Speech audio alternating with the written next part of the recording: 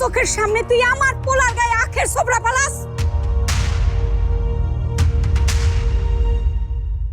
খালি ছোবরা না, ঢিলও মারছে।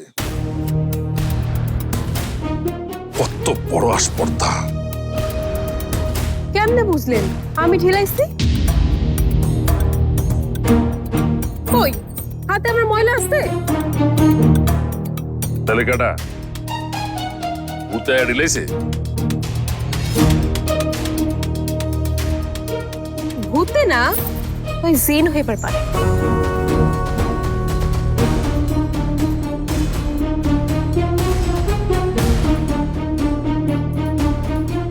কিন্তু জিনেরও তো এমনি এমনি কারোর উপর খেপে না, আকাম করলে খেপে। আচ্ছা কি আকাম করছেন কন্ত?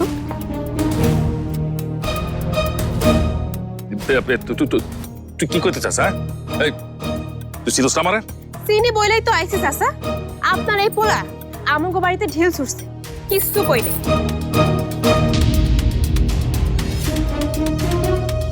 আমার লগে বেয়াদবি করছে, তারপরও কিচ্ছু কই নেই। কিন্তু আমগো বাড়ির মেহমানের উপর হামলা করছে অন্যায় ভাবে। এইটা আমি কেমনে মানি? হ্যাঁ, ওরে আমি সাবধান।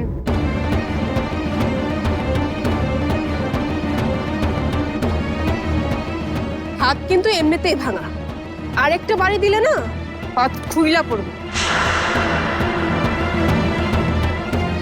বাবা, তুই কিন্তু বেশি বেশি করতেছস। আমি যা করি একটু বেশি বেশি করি, কম করি না। খালি ওই দিন আপনার পোলা আমার লগে যা করছে, মেহমান আসলো দেখে বাইচা গেছে, খালি হাতে বাড়ি খায় ফেরত আইছে।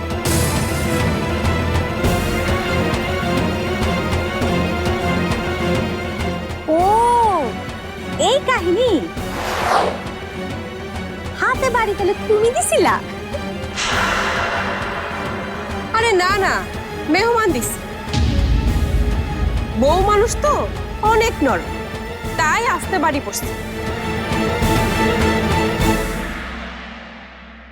আমার বাড়ি খাইলে ওর হাত আর আস্ত থাকতো না। বাবা, আস্তে আস্তে আস্তে আস্তে, এত চেঁচান কেন?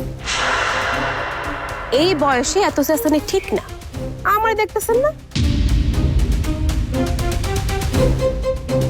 এত কিছুর পরেও কেমনে ঠান্ডা ভাবে কথা কইতেছি। বেশি ঘাটিস না, জিনে ধরো মাইয়া। চাচা আমার এনে কিছু কইলেন? না না, তেমন কিছু না, ওলারে বুঝাইতেছিল।